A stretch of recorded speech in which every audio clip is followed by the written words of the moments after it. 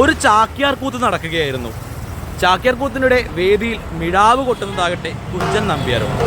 എന്നാൽ കുഞ്ചൻ നമ്പ്യാർ എന്തുകൊണ്ടോ മിഴാവ് കൊട്ടുന്നതിനിടെ ഉറങ്ങിപ്പോയി. ചാക്യാർ ഒന്നും നോക്കിയില്ല. കുഞ്ചൻ നമ്പ്യാരെ മാരകമായി അങ്ങ് ട്രോളി.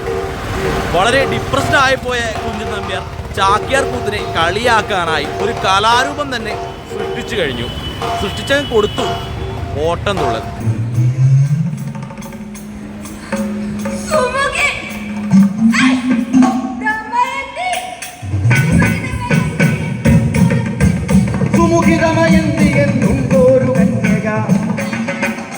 എന്നാൽ ഇവിടെ നമ്മൾ വളരെ വ്യത്യസ്തമായൊരു കാഴ്ചയാണ് കാണുന്നത്.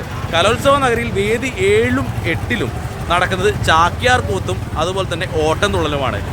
രണ്ട് കലകളുടെയും കാഴ്ചകൾ നമുക്കൊന്ന് കണ്ടു നോക്കാം. ഞാൻ ചില കാര്യങ്ങളൊക്കെ പറയാൻ പാവുണ്ട്. നിങ്ങളെല്ലാവരും ഞാൻ പറയുന്ന കാര്യങ്ങളെ ആദ്യന്തം സശ്രദ്ധം സനിഷ്കരിച്ചും കേൾക്കണം, കേട്ടോളണം. അഥവാ ആരെങ്കിലും കേൾക്കാൻ പാവില്ലെങ്കിൽ ഞാൻ കേൾപ്പിക്കാം.